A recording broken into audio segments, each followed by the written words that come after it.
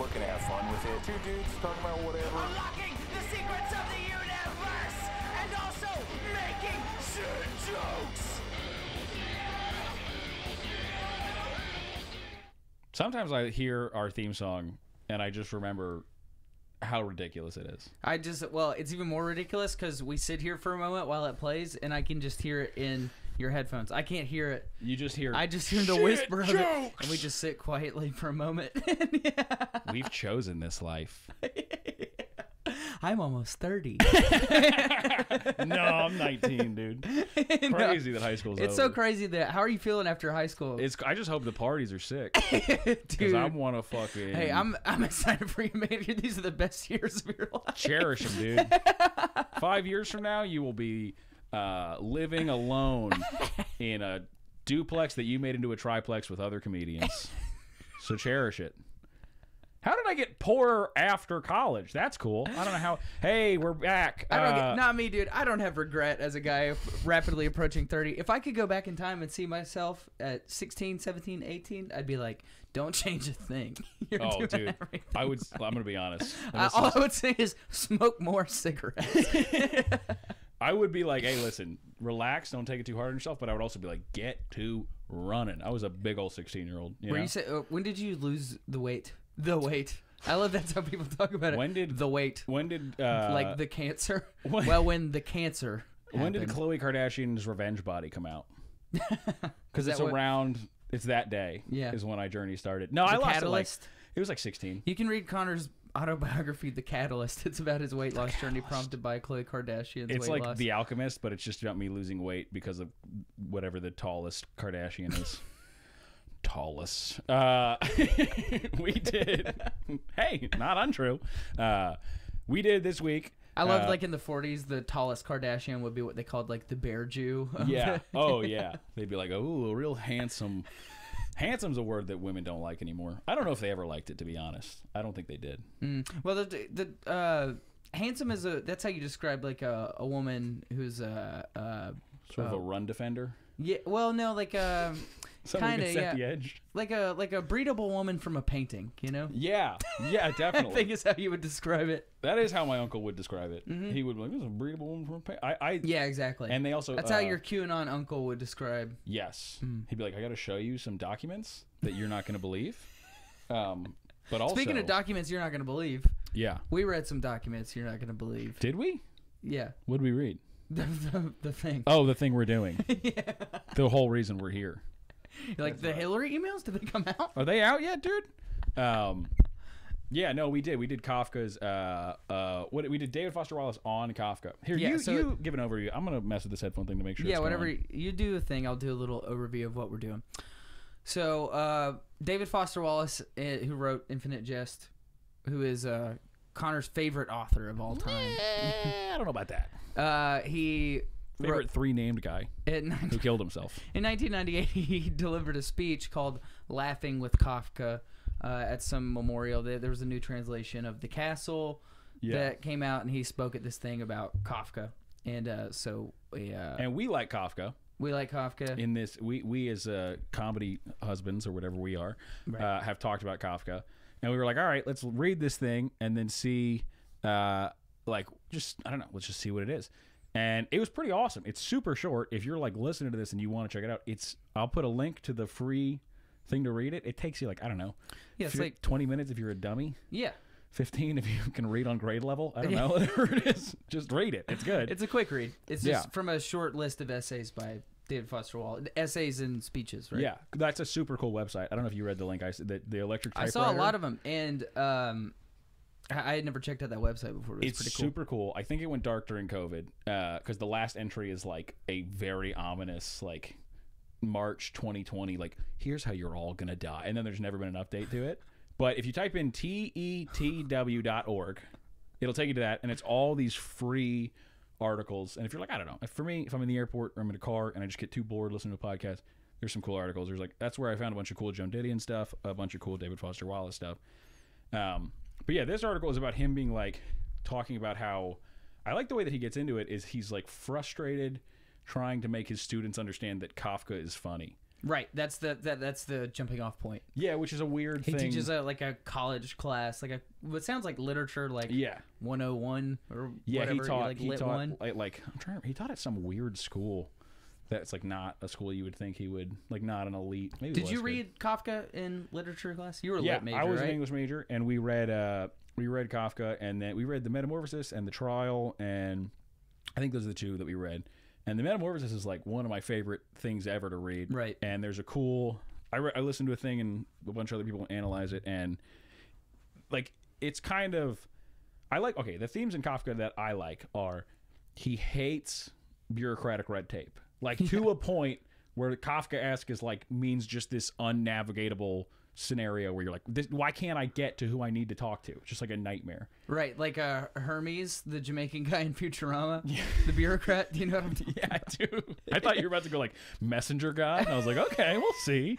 Well, no, because one of I found this through reading. I haven't read the short story, but David Foster Wallace talks about it in this speech.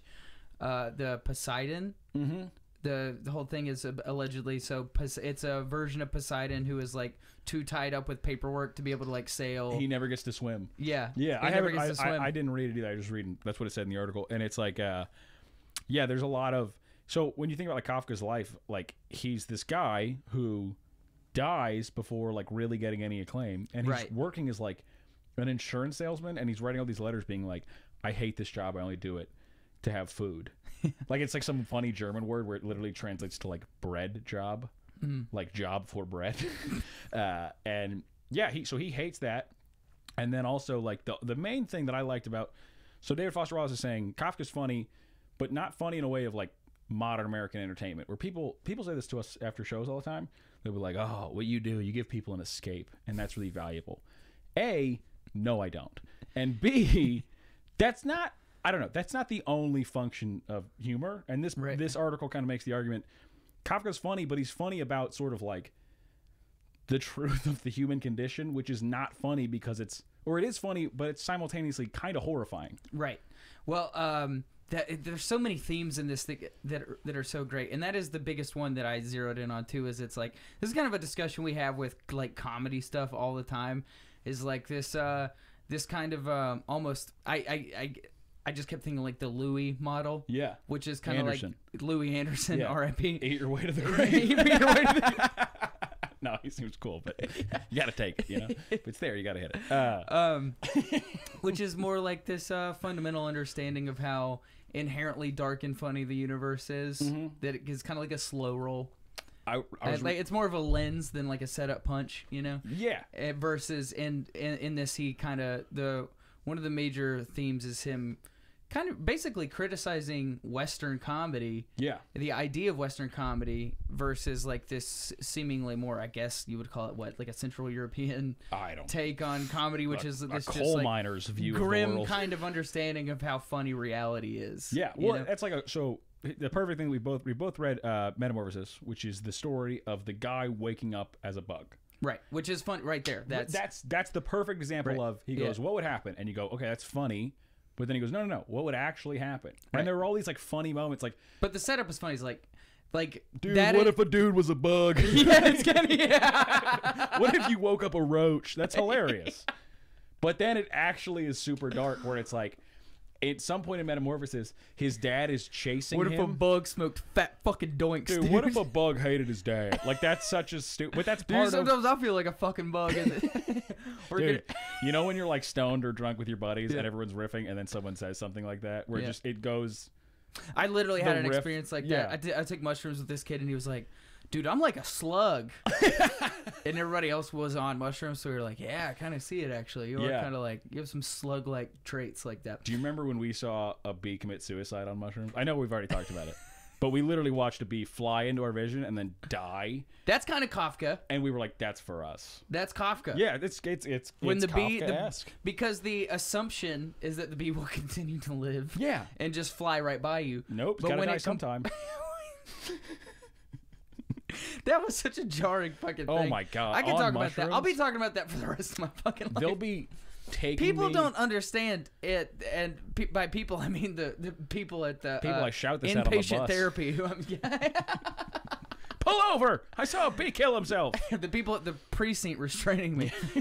And they never understand how jarring it was that we were all sitting in a circle on mushrooms and Delta 8 chocolates, and a bee like flew in the middle of our circle to ritualistically commit suicide. Like it just died. It just dropped from the sky. Yeah. And that's that thing that it's like, it was hilarious. We're still talking about how funny it is because the expectation is that the bee will just fly by you or buzz around you, any number of things, or you swat at it and it stings somebody. You'll see the bee and you'll be like, we're all one. And then instead the bee was like, we are all one and also we're all going to die. Yeah. It's like, oh my God, dude. It just, so that's the kind of Kafka humor we're thinking of. Is funny, but there are whole swaths of people who will be like, if it makes me upset, it isn't funny, which is not true. You can think that if you want. Yeah. But that's not true. AKA our girlfriends who are also on the cabin trip were like, that is not funny. And it's weird that you guys are so fixated. Yeah. I mean, that's not what killed my relationship, but I'm not in a relationship anymore. It didn't help. Yeah. Let's say the relationship was a bee. Yeah. This relationship was like a bee. And then the bee doctor thing. But that is the Kafka thing. You're that's like, actually a good script. What if we took... I thought about a bee who he's a doctor, but he only works on bees. Yeah, a doctor who works on bees. mushrooms, I was like, this is hilarious. This is the best shit. I still think it's got legs. Because I was so sick on mushrooms that I had to go to sleep for a while. Yeah. And then I woke up. I was like so disoriented. And then I woke up and I was like, how's Connor doing? And the girl you're seeing at the time was like, he's been laughing for an hour and a half about this bee doctor shit. And then I like heard the laughing. She never respected my script idea. No, but so like with... He only works on bees. What do you not get? They call him into the emergency room. They're like, we got an emergency. He's like, is it a bee? And they're like, no. And then he just leaves.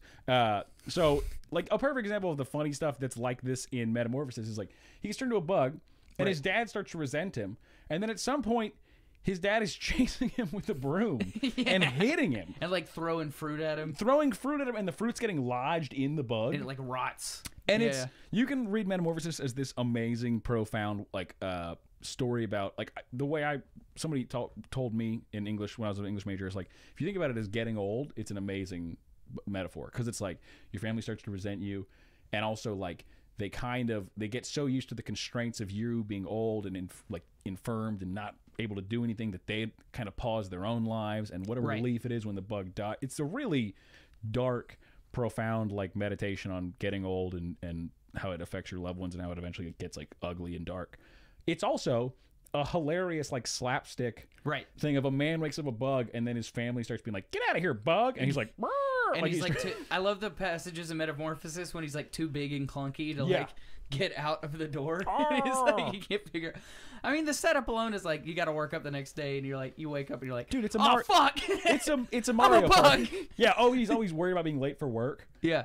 And it's like, dude, you're a bug. It's like a Louis Anderson bit. Like, it really is like, oh, fuck, I'm a bug. Dude, it's like a Mario Party game. Yeah. If there was a game called Chase the Bug Out of Your House, that's like, all right, let's 4-player. And it is fundamentally hilarious, like how they start to resent him and turn on him. And of course, there's like the whole thing about aging. It's really insightful and super funny. Yeah. You know, and I don't know, just a little subtext thing that that made me start thinking of. Like, they talk about how the like most Western or like American like humor doesn't tap into that sentiment, but in my family, I feel like that's always been like a part of our comedy. Dude, you're a bug. Dude, you're a bug. Not that part. The part where like my great grandmother, before she passed away, she was like, my uncle was telling me, he was like, oh, have you been to see her lately? And I was like, no, of course not. And she was like, oh, dude, it's grim. It's like you go in and she's like, she can't hear and she can't see and she's just sitting there waiting to die. He's like, it was like something out of a Kafka book. Yeah. And then he laughed. And it's like that thing, whatever that thing is, like the release, like it's so grim and mortifying and terrifying that it seems like the only release is to laugh. Yeah. You know? There's a line in the David Foster Wallace essay where he says, the thing that's horrifying that you learn in Kafka stories is that the human like struggle for meaning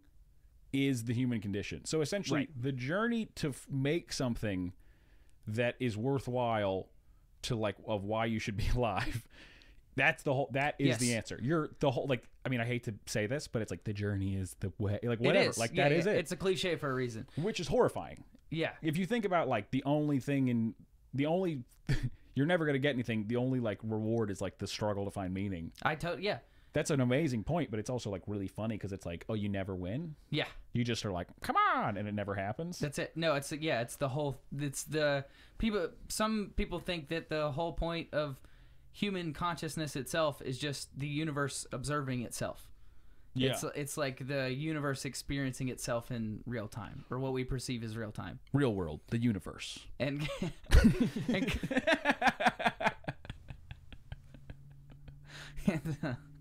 This whole podcast is just we make momentum on almost finding something out, and then one of us goes, dude, and makes a terrible riff. Dude, and then we got to get back. I love thinking about like our universe and our timeline is like there's a god or like an alien in another dimension, and he falls into our timeline, and he's like smoking a blunt, and he's like, this party's fucking gay, dude. And then he leaves. But it's, you know what I mean? It's like, too high. There's like Shiva the Destroyer, like some alien Hindu god. This shit is lame, dude. It fucking sucks, dude. I'm out here. Just leaves. I don't know how. Did you see that? Yeah, that was great. I just tried to smoke a blunt between like a lollipop blunt. This is a great lollipop blunt. Well, for him, a jewel would be like a monolith full of human souls. It's the monolith from 2001, but he's smoking it like he's smoking the monolith like a jewel. Dude, this shit sucks. Yeah, dude, Get out of here. This party sucks. There's no chicks here. I couldn't ever like. I took some notes because there were so many things that were like I liked. So the beginning of it is he's talking about like the short stories of Kafka and how like something merit-worthy about these short stories is kind of the same thing with jokes, where he's like condensing something into a format that when you read it, it will release. Yeah, there's like a you know, like a like when they pull a depth thing and it rises to the surface. Yes, like they called it. There's a term in literature I'd never heard before. It was I think it was called the X Factor. Yeah, it literally was called something that sounds like a sports thing. Yeah, it's called like the X Factor. I forgot what the term they used was, but basically the idea that, you know, like you remove like an information from the text, and that creates pressure and causes like a link of associations in the reader's mind that causes the release. It's like so, and then he talks about how that's kind of like a joke, and it's like jokes are this weird sort of like combination of like the right. You got to set up enough stuff logically, but also there's like weird tone stuff, and then there's certain stuff in jokes that just like, if you think about it, it shouldn't make sense, but when you see it connect, it makes like it always hits the same way, and it's perfect, And it's like that is sort of what Kafka does in these short stories, because anybody could write a short story about like, if you get old or get sick, you'll be a burden to your family, and that's a, you know, and then eventually, no matter how strong your like family bonds and these like bonds of humanity we have to each other, eventually they kind of fray and die if things like that's the only ending. Yes, which is like the first layer, like when you're a young like person reading literature for the first time. Yeah, that first pass kids. You really only get like the oh man, the dark like I think David Foster Wallace refers to it as like the Dionysian musings. Yeah. Of like just, oh, my life is meaningless. Da, da, da, da.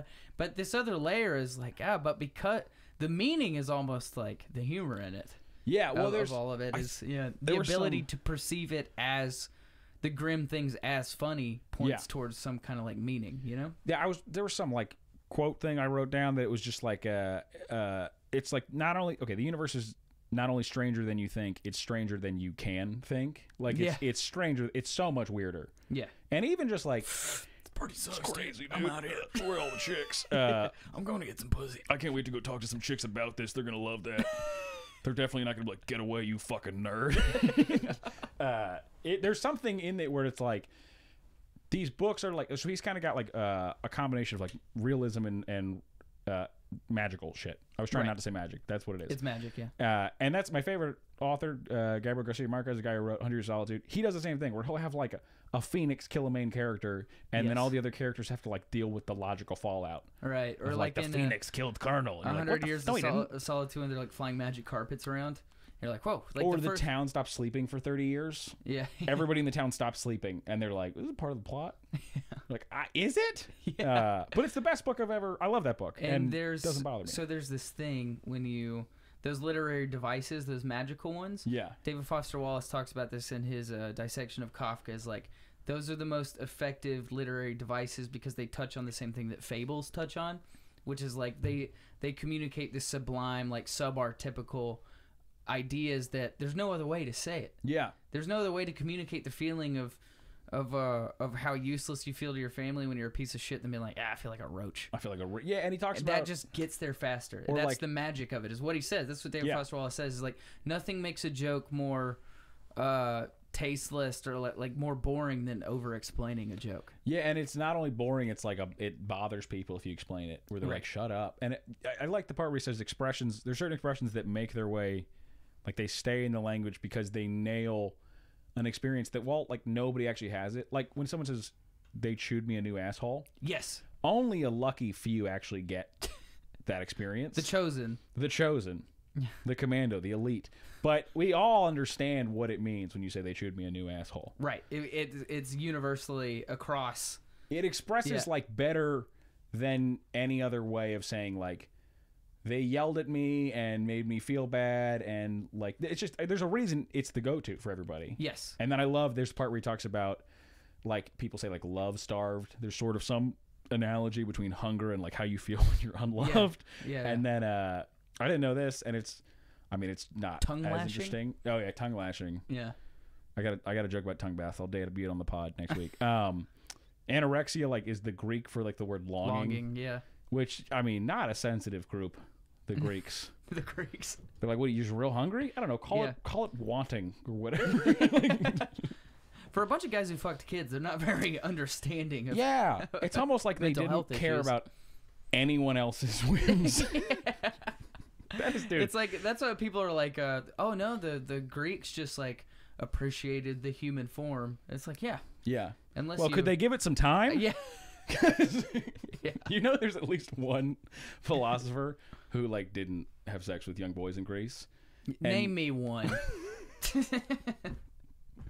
No Fun Randy. And he's just like, God, this. It's like Buzz Killington from Family Guy. But there's got to be at least. There's got to be at least one Greek philosopher who's like, I knew this shit would come up. Yeah. Like, no one's going to read my paper because you guys kept doing this shit. Yeah, I think it was Stradicles. It ruined all these great thinkers' ideas because everyone was like, yeah, they're some of them you could argue they formed a lot of Western thought, and then someone always comes in and is like, didn't they have sex with boys? You're like, God damn it. Yeah. Damn it, dude. Come on, man. We all wore togas. Well, it was a stressful time for everybody. Yeah, How cool dude. would it be to have a toga? I will say, listen, there were two jobs you really Get off wanted. the bus. Two great jobs in ancient Greece. Philosopher, everybody knows that. Man who exposes himself at the grocery store. That, because in Greece, it's just a whoop, whoop, whoop. Oh, I got some feta cheese on my tunic. And you pull it up. And then you go, I'm so Get sorry. off the school bus. They're like, don't let it happen again. You're like, an olive. And then you pull it. You know what I mean? I would It's like a to great- extend the olive branch.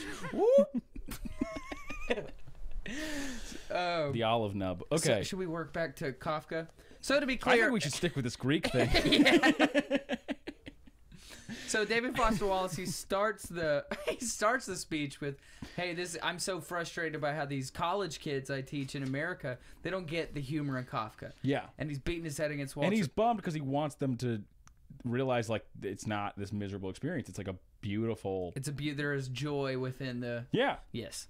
So that it's like a sublime experience to get it. Yeah, and to see a guy who's describing being a person so well, which is what I think like he's doing. Like Yeah. Kafka's like nailing the fact that life is like at all times simultaneously scary and happy and horrifying and beautiful and like all sorts of Yes. It's not holding two one thing. ideas at once. Yeah, which is I think you're not supposed to do that anymore. I don't know.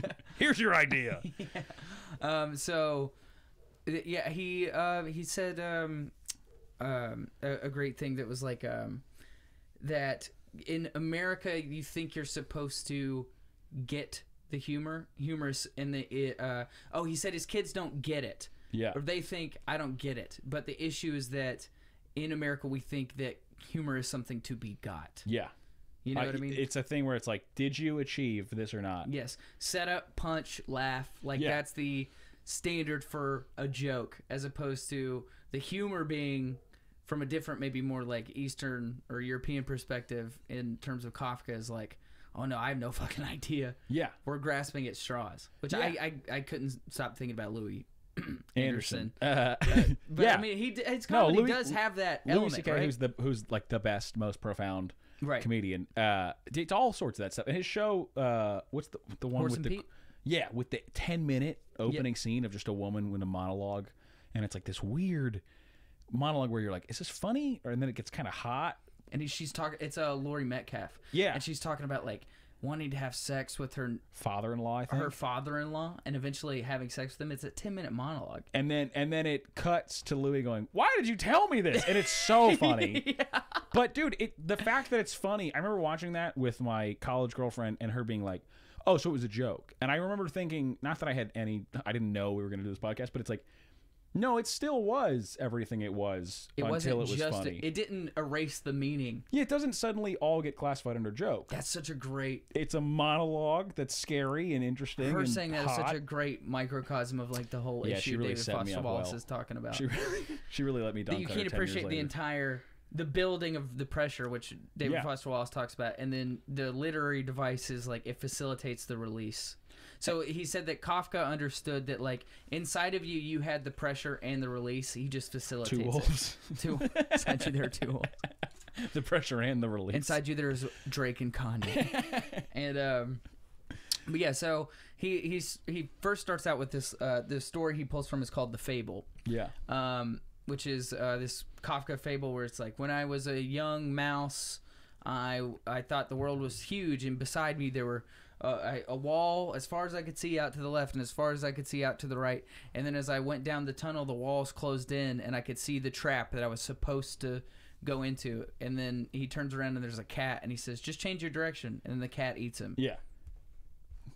A lot going on. A lot of different. Yeah. I love the idea too that one of the things holding back these like college students from getting Kafka is like the idea that it needs to be clearly signaled, is this funny or not? Right. And I like the idea that you can make a thing that is like not funny at times and like dark and sad and also funny. And it doesn't, they're not like The Office. There's never an episode, as far as I know, I haven't seen all of it, where someone like gets an abortion and then it's like evicted. And then also, like, their uncle, who they were really close with, dies. And then for the rest of the season, they're just sort of, like, subdued and just having a hard time. Like, there's never an arc like that. Yeah, But there should be. Who's the one guy, the guy in HR, Toby? He's kind of like that a little bit. Where Yeah. he just keeps losing and losing. And Yeah. Or Gil from The Simpsons. Old Gil's on Easy Street. And then he goes bankrupt. Like, Yeah. that guy's kind of funny. Or Mr. What's the guy's name? Mr. Molman?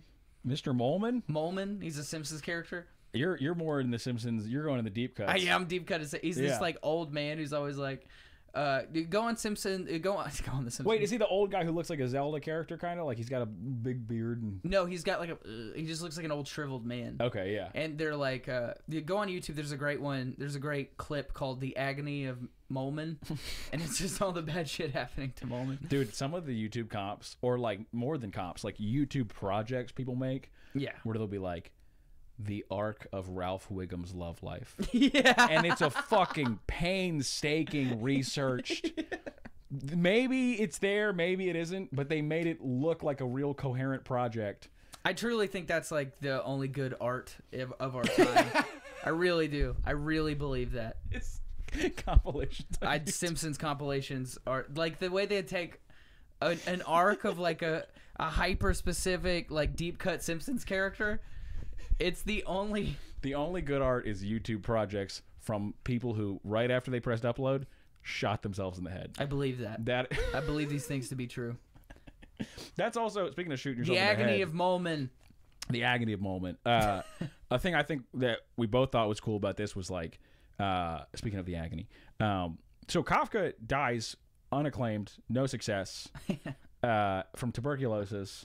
He also like has all these. He's got a very sad life. He works as an insurance salesman, even though he's a brilliant writer, and he knows it. Like he writes letters being like, "I'm a brilliant writer," and people are like, how about you sell that insurance? And then he like is obsessed with women, but he's also writes all these letters where he talks about being revolted by his own body and how he's convinced everybody else is. And then like they talk to all the women he dated in his life, and they're like, he was a handsome guy and he was great to be around. And like he just hated himself. Yeah. So he dies of tuberculosis at 40. Rough way to go. And then David Foster Wallace, he gets a Genius Grant. At like 21, he wins like book awards. He is crushing it. He could not, he's teaching in like Honolulu or like LA at some point. And he's like mental breakdowns, goes to like sanatoriums, and then he kills himself. And it's like the two polar opposites as far as how acclaim goes for being a writer. Right. And they seem to be like tortured by the same thing, which is not like how big is my book deal. It's like some larger thing that they're also both trying to write about, which is like, it's just never, is it ever going to be easy? Is it ever going to be like a non-human condition struggle? And it's like, probably not. Yeah. And just that looming dread. Yeah. Yeah. Which, I mean, I feel pretty lucky. I don't have like, I mean, I have existential dread, but I don't have like, not to the point where I've like had extended stints where I'm in bed and I'm like, the sun will never rise or what, like any of that shit, which is lucky. But I definitely get it. Like that people, when you read about like David Foster Wallace being like committed and then like taking his shoelaces, you're like, dude, you're like one of the most talented writers, and people are telling you you're one of the most talented writers, and it's still not satisfying any like urge you have. Right. So what is even the thing you're seeking? Right. Well, all these like metrics for success seem to be meaningless, right? Yeah, and both in Kafka's time and in David Foster Wallace's time. Yeah. And you're just like, all right, so I think that's a. I mean, this is just a thing. I want to believe this, but it's like, I don't think that could. There's no way the answer to any of this shit is like. I mean, that's kind of like the universal message of all like art since I can remember since I was a kid is like, hey, money is not the money and conventional success and fame and celebrity is a pretty hollow pursuit. And the more, famous people you kind of like are around. Yeah. You start to. I mean, you see that. I mean, there's like mental health issues and severe hollow in fame. Just hollow personalities and just suicidal like ideation and just unchecked narcissism and like cruelty. And the only ones you meet who seem to have their head on straight are the ones who are actively pursuing trying to express that subliminal thing to the best of their ability in terms of like staying on it, trying to continue to create, pushing the rock up the hill. Louis, it's like working with Louis. It's like this guy is like still pushing the Sisyphus boulder. He's still trying to make sense of death and life and like how funny all this horrible shit that happens is. And he seems to, in my approximation, to be one of the more. I mean, it may fly against what you may read online, but he seems to what? Online might be wrong? He seems to be one of the more sane celebrities because at least he's, trying to... what Kafka said was that literature, or by extension art or whatever, is the hatchet that we chip away at the frozen seas in our soul or whatever. And it's he said Tumblr is the key. Tumblr.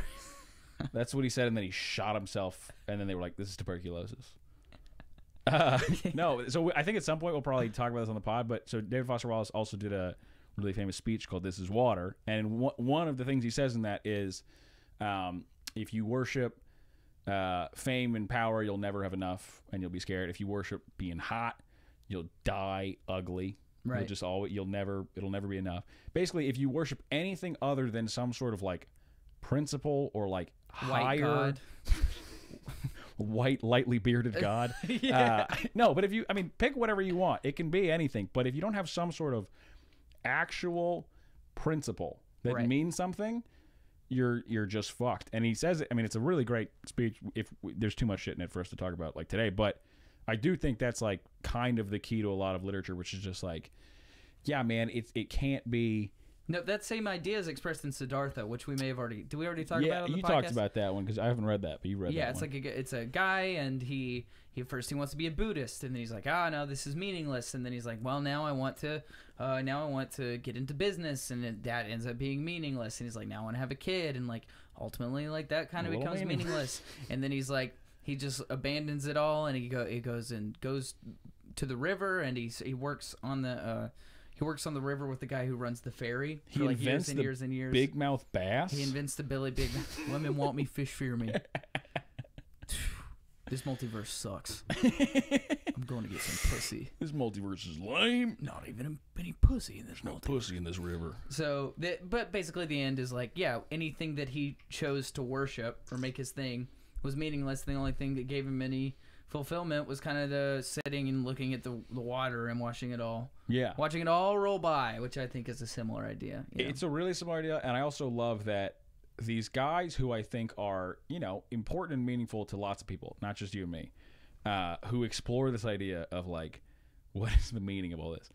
A lot of them do end up killing themselves or dying tragically, which doesn't make me think they're wrong. It is better to burn out than fade away, dude. Yeah, I fucking hate. That's the stupidest. It That's is. like, It is the lamest shit. Well, that is the question. Is it's like people Meanwhile, have this, Neil Young is still fucking doing like Farm Aid at 73. yeah. It's like, how about you burn out, dude? I'm Yeah. tired of this shit. All right?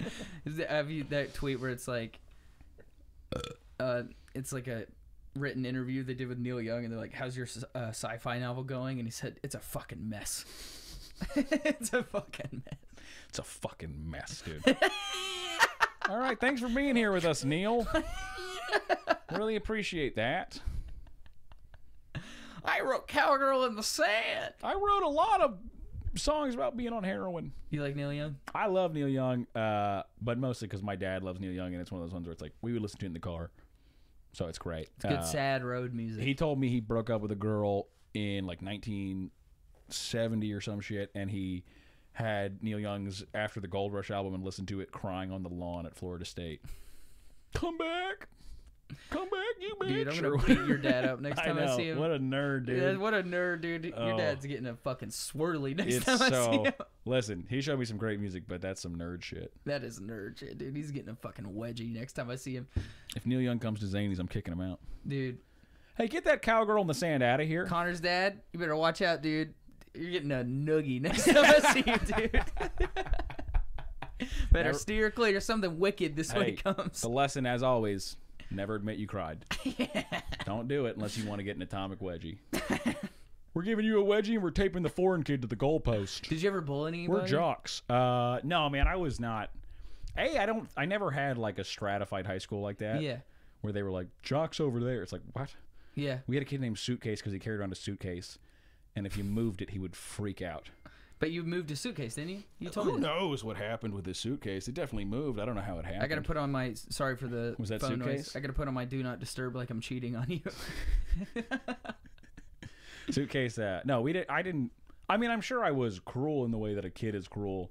Right. And also when Yeah, you're yeah. trying to learn how to be funny, part of being funny is like inadvertently being really cruel. It is, yeah. It's kind of that Kafka idea where it's like, But, I wasn't you know. cruel. I was just a genius. Yeah. It wasn't cruel. It was just the life of the party for everybody except one man. I saw my buddy when I did a show with Theo in Knoxville, and he came out to the show. This guy I haven't seen since like 8th grade, and he was like, "Hey man, you ever think we like bullied people?" I was like, "Oh yeah, Yes, because I'm capable of reflection. 100%." Dude, I was Yeah. like, "Dude, if you're not under any disillusionment, like we 100% bullied people." Dude, the only way I can imagine somebody not bullying other people is you have to be truly the lowest guy on the totem pole. Yeah, we because used that's to what bullying is. We used to take, and we never would bully like the feeble or the meek. You know, it would just be like, I like that you just were like, let's go old English for this. yeah. Conditions you can get in Skyrim. It would just be whichever of our friends was acting the most like a douchebag at the time. It's boy shit where they Lord of the Rings, not Lord of the Rings, Lord of the Flies. Yes, Where it like is Lord of the Flies. if there's 3 people, all you learn as a guy is which way is the wind blowing so I can jump on the 2-person team. Yes, exactly. It's like that's like not a. That's just I think like chimps do that. I mean that's universal truth. Louis told me, Anderson, that Yeah. he was telling me about this conference they had. I keep wanting to say Potsdam, but I know that's not historically accurate. But it's basically the first meeting of the Allies in World War II. It's Stalin, Churchill, and FDR. Yeah. And FDR won Stalin's favor by so he started like Dunking on Churchill. Dunking on Churchill. Be like, I look just at his read- stupid fucking shoes. I just read that And that's Stalin why book. Stalin liked. Yeah. And Stalin talks about that, like how he Really? like plans to do it and like pair him off, and then he gets Churchill alone later, and he's like, you know you're my guy.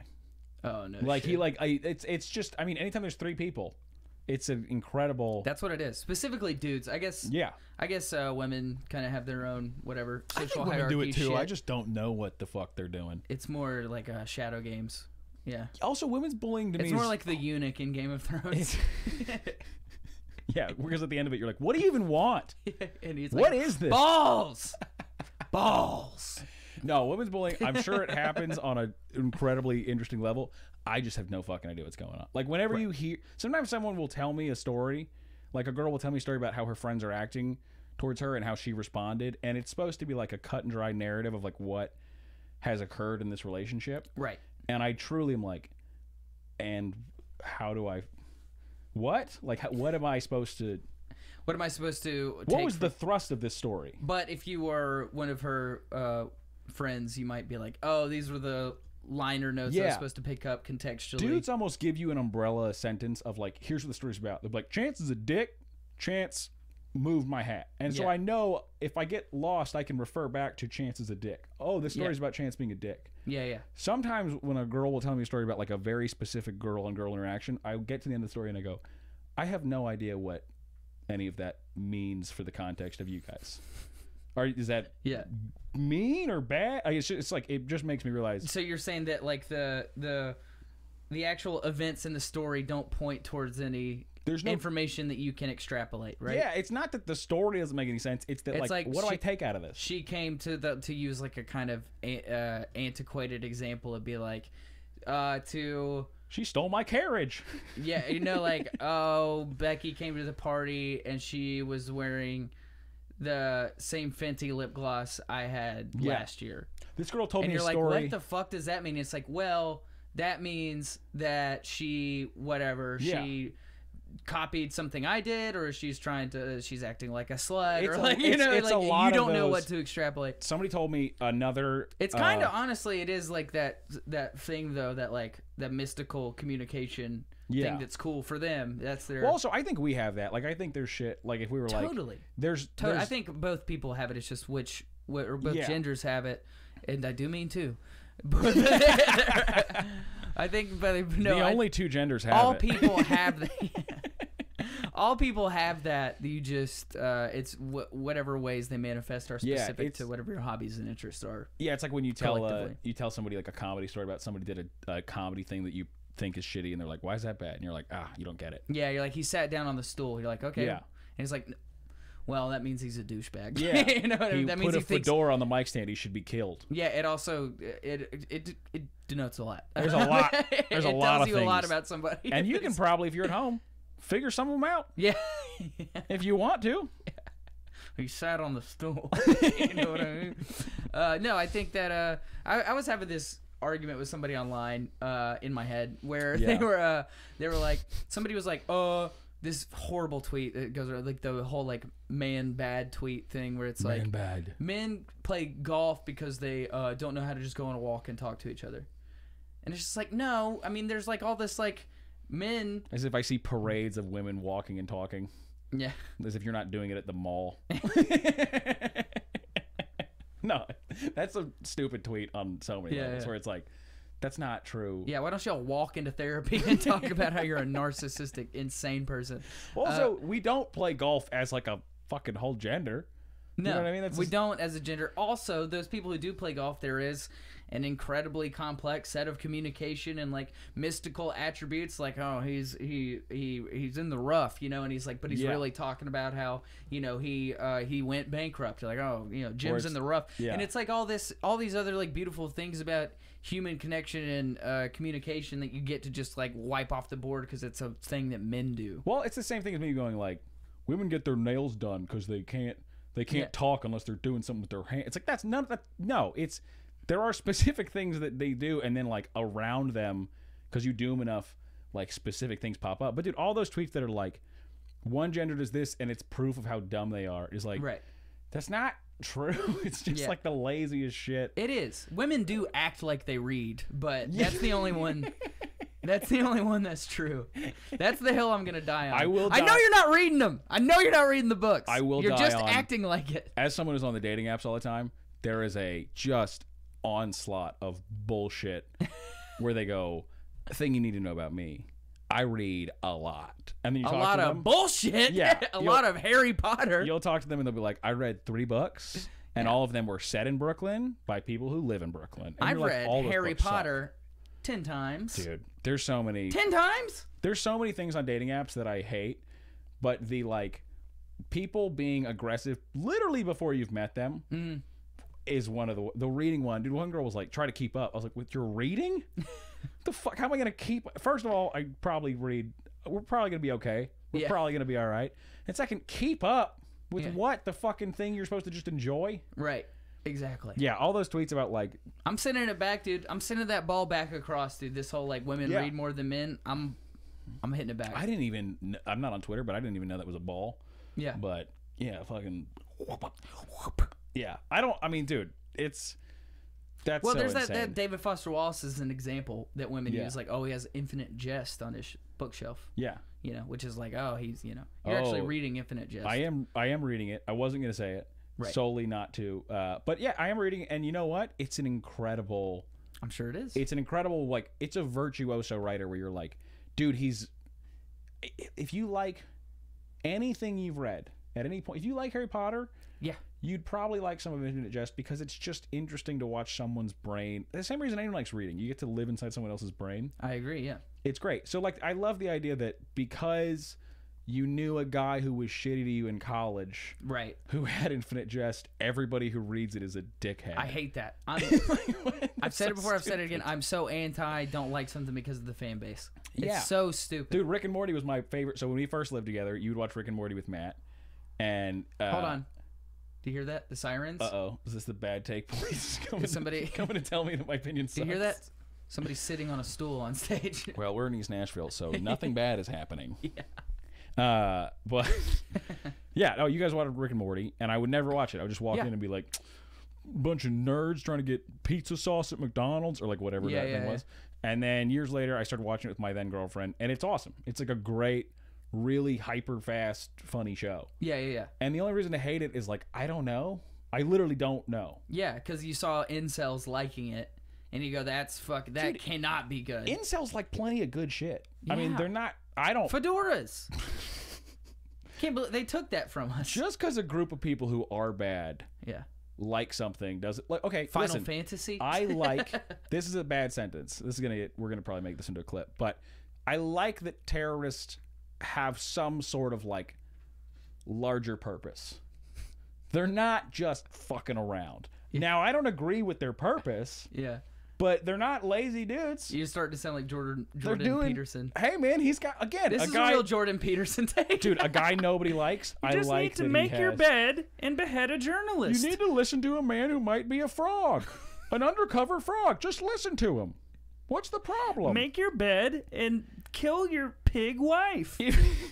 And join the Taliban. If years later he admits to being a frog, that's okay. Just crown him. I'm addicted to barbiturates. Yeah, I don't even know what he was addicted to, but I know that it's a funny drug where it's not like, dude, you couldn't just do crack or whatever. Yeah. I'm addicted to boofing kratom. I like Canadian pussy. I don't know what he says. But no, dude, I mean, again, like, just because a group, listen, terrorists, sometimes I go like, there's some disciplined terrorists. I like discipline. I think discipline's a good thing. Yeah, they're kind of stoic. There's something stoic about there is some stoicism the Taliban. shit. You do kind of appreciate, there's a great documentary about Bitter Lake, called Bitter Lake. It's Adam Curtis documentary. It's about all the bitter lakes in the world. Afghanistan. It's all about the Bitter Lake. It's about the Salt Lake. This lake is salty. Yeah, it's a guy who moves to Utah, and he's like, ooh, that's too much. This Dead Sea too much for me. This hoe's salt.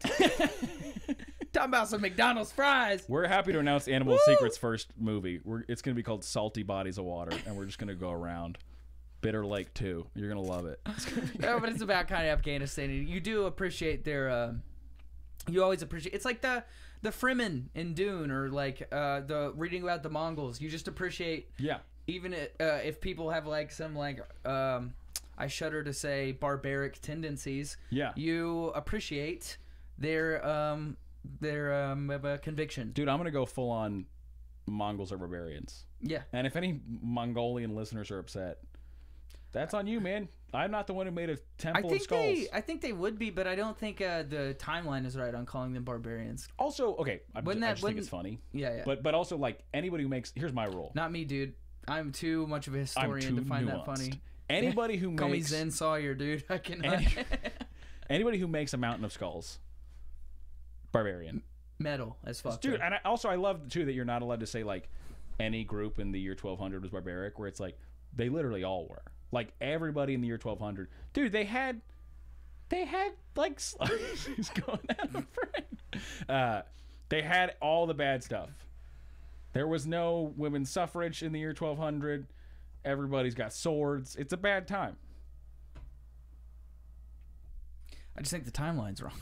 The timeline might be wrong, but I'm still sticking with the Mongolians who made a crown of skulls. I'm calling them barbarians. Okay. And if any 12th century Mongolians get upset... Well, we'll see the Visigoths and see how they feel about that. But yeah, I lost the thread. Yeah. We were talking about bitter seas or something. The Bitter Lake. No, I wrapped up that thought. We were ranking which oceans taste What good. we haven't even talked about is David Foster Wallace laughing with Kafka. But let's finish some notes on that. Yeah. What do you say? Because we're almost at an hour. Okay. Basically, something I liked about it, he used the, if you remember earlier, the mouse and the cat story. Yeah. A couple things from that.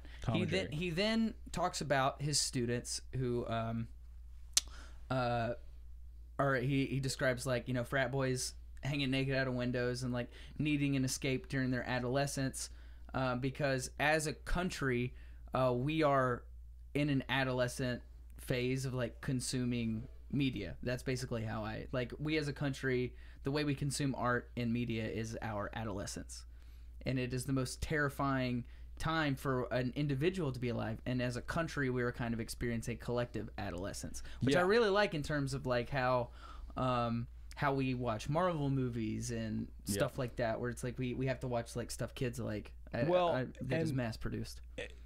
Dumb kids and dumb kids and dumb adults. I also don't like, it's just like he talks about the reason college kids party and hang out of windows and do all the stuff that they do is, you know, a lot of the stuff they're being made to consider when you're learning about, like, the world, like the way you are in college and you're reading and being exposed to new ideas. It's scary, and part of the reason it's scary is, like, when you get to, like, adulthood, you start to realize, like, dude, there's not a clear path. There's not really easily findable meaning in life, and this is all you're gonna have. It's the mouse in the Fable. Yeah, that's what I loved about this, is, like, that theme. It really made me want to read David Foster Wallace. Yeah, because that theme, I read it, and then I also listened to it, and when I listened to it after I read it, I was like, I missed. Like, oh shit, he's using that theme again. Yeah. And I realized he keeps that theme on. He did within. I mean, I'm about to fucking cry thinking about it. It was, he does. If you cry, you're off the podcast. As a tribute. It's almost like, I got something in both my eyes, dude. Connor's dad's gonna give me a noogie. That's a Patreon episode. But that he does what Kafka's talking about. He removes information and allows you to make the connection in your head between, like, oh, these college kids are the rat in the thing. Yeah. Despite all my rage, I am a rat still in the cage, dude.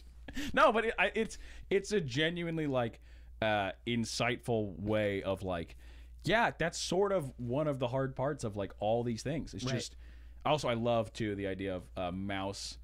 Okay, you're a mouse and life is this scenario he's in, and he goes, I saw the trap I was supposed to go into. Yeah. I can hear my friends being like, marriage and kids, dude, fucking trap, dude. And then the most hilarious part is pussy's a killer. That's the real metaphor, dude. Because the cat kills. All right, whatever. It doesn't matter.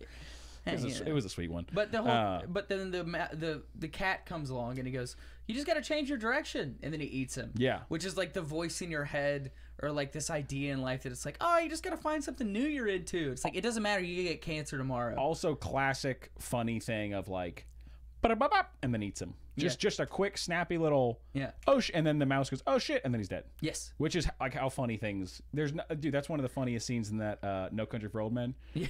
Where he's got the little tube, and he holds it up to his head, and he goes, just hold still, and he goes, what do you do? He's just dead. Nothing. Just a dead guy.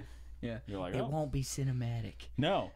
Dude, that's, so it's funny, too, because I'm reading Infinite Jest, and I've read a lot of, like, David Foster Wallace's essays, and it's almost, this is not an original thought, but a lot of people say there's almost two David Foster Wallace is he's the essayist, and he's got some really famous essays like "Consider the Lobster," and Inside You there are two David Foster Wallaces. Inside You there are two, and the fiction one is like not. I don't like it as much. I don't think most people like it as much. I think what he's really good at, the same way that Kafka is really good at it, even though he doesn't write essays, is like nailing human condition stuff. So when he writes these essays, like about the experience of being frustrated that he can't get his students to do that, or the one he goes on a cruise ship and just writes how it's kind of this gross, awful thing, and he goes to a fair and he watches them boil a lobster, and he kind of has this whole thing of like, what the fuck? That's kind of a weird, we're like boiling a living thing. So as an essayist, he's like a really, I mean, he's so smart and such a good writer. Probably that's why he killed himself, just because it's like, it sounds like from the stuff I've read, he was just like there's too much going on here, dude. He can't be like, third down, run the ball. He can't, he doesn't have that in him. He doesn't have that. Run the damn ball. He doesn't have that. It is nice to be able to flip that switch. I hope he, listen. To go, just run the damn ball. If I ever kill myself, and you'll find me, because it'll be in this house, I want to do it in a Run the Damn Ball t-shirt. Just because that's such a funny... Like, was a game on? It's the Nick Swardson bit where he's like, "Who farted? Who fucking farted?" That bit when I was 8, I was like, "This is it. This is it. This changes everything." And then I'm like, "No, that was still it." Still it. Yeah. Still great, funny. Great album, Nick Swardson's album. Super good. Yeah. No, the whole David Foster Wallace as an essayist is like, whatever. You might hate Infinite Jest because you hate some guy from college. Right. Read his essays. They're this one awesome. was fantastic, and it makes me want to read more. Yeah. And I liked also his depiction as Kafka. He said that the way he tells a story is more like because of the archetypes he uses. They read more like fables. Yeah. Than like absurd literature, and that's why they're often described as nightmarish. Yeah. I just thought that was a cool. I like that part. He's idea. like, it's nightmarish rather than surreal, because it's like tapping into things. It strikes to some primordial human thing. Yeah. The reptile brain that's like afraid of like in some way like being like an insect, you know, like feeling like a bug. It's also that's like how you feel when you whenever you sleep over at somebody's house and you wake up on their couch and you're just like your pants are full of piss and you're like, their mom is gonna find out. But it did make and I've got to go do this comedy show because I'm a grown man. And Donnie's gonna come downstairs in 10 minutes. He's gonna see I left his Xbox on. Shout out Mrs. Sangstack. Why doesn't he get an Xbox? He's got money. He's a data scientist. Why does he have an Xbox 360? Listen, if you're my friend, you have more than $300 and you have an Xbox. Get a new gen. What are you doing? New gen console, dude. Donnie. Come on, playing Donnie. this old shit. This whole podcast is for you, He's Donnie. been playing Halo 3 since 2011. Disgusting. It did make me think about comedy a lot, which is something we have to think about all Wait, the time. I ruined your... What were you, it's like when you fall asleep and you sleep wake up on over. somebody. I finished the thought Oh, again. okay, you finished it? Unless I'm not finishing these thoughts. I think you are. I was just waiting to say the piss I've been thing. making a lot of... I've realized listening back to the podcast, I've been making a lot of jumps. Yeah. And I'm assuming that you'll have the context, but... And then I'm like, oh, shit. Hey, if they don't like it, they can riot. Riot. They can fucking riot. Paramore. All right? I don't... Yes. Paramore's the Riot's name now. Whatever. Okay, doesn't matter. God damn it. Doesn't matter. There's one more thing. Oh, it made me think about how this communicating the subliminal and taking information out and it making the short story better, making the humor better, made me think about when you overwrite a joke. Yeah. And it's just not, it doesn't work. And I was sitting down, I'm doing your model. I'm trying to write an hour a day. It's a bad model. It's going to make you sad. It's a good model, but it's a fucking chore, dude. Just writing, dolphins are water dogs. Yeah. Today I wrote a joke about snakes. Snakes? Yeah. That's good. Yeah, I wrote if I was Adam and Eve, yeah, I just wouldn't talk to the snake. So yeah. But joke's done. Don't overwrite that one. Yeah, that one's ready to go. Ready to go. Signed, sealed, delivered. Get my Grammy ready. I'm the Stevie Wonder of Genesis bits, but you're faking it? I can see. I could see this whole time. Yeah. But no, overwriting is just... The more I try to overwrite a tag or a punchline or a premise, it just never... Dude, the amount of times a joke that comes down to, instead of a sentence, a fucking sound or noise. Sound, noise, funny face. That's it. That's the rule of thries for comedy. That's the Holy Trinity. Noise. Funny face. Funny face. And and I swear to God, there's times where it's not a hack in terms of your like trick. It's the right think the same way that. So you should just read this fucking article and you'll get the thing he's saying.